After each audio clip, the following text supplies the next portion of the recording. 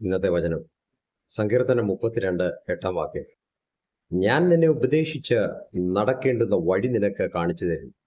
ഞാൻ നിന്റെ മേൽ ദൃഷ്ടി വെച്ച് നിനക്ക് ആലോചന പറഞ്ഞു തരും. കഴിഞ്ഞ ദിവസങ്ങളിൽ ക്ഷമയെക്കുറിച്ചും മറവിടത്തെക്കുറിച്ചും നാം കേൾക്കുവാൻ ഇടയായി. ക്ഷമ ലഭിച്ചതിന് ശേഷം ദൈവം നമ്മളെ ഉപേക്ഷിക്കുന്നില്ല. അതിൻ്റെ അടുത്ത തലത്തിലേക്ക് നമ്മെ നടത്തുന്ന വഴികൾ കാണുവാൻ സാധിക്കും.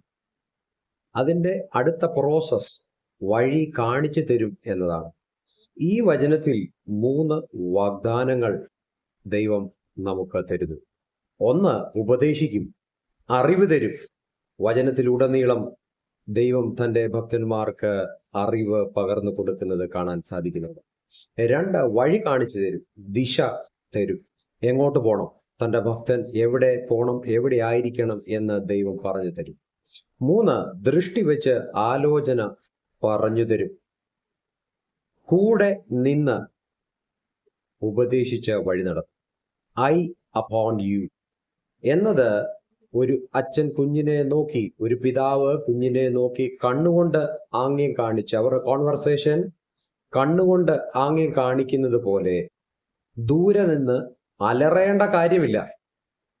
യേശു അടുത്തുണ്ട്, ഒരു നല്ല കൂട്ടുകാരനായി, നല്ല സഖിയായി, നല്ല പിതാവായി കൂടെ ഉണ്ട്. ക്രിസ്തീയ ജീവിതത്തിന്റെ കാതലായ ഭാഗം ഇതാണ്: divine guidance for life's path. കുതിരയെയും കോവർ കഴുതയെയും പോലെ കടിഞ്ഞാണിട്ട് വലിക്കേണ്ടി വരുന്നില്ല എന്നതാണ്.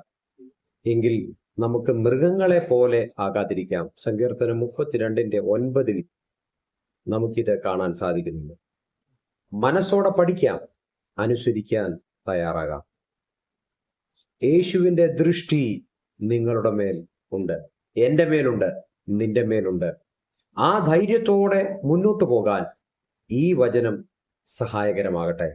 ദൈവം സമൃദ്ധിയായി അനുഗ്രഹിക്കും.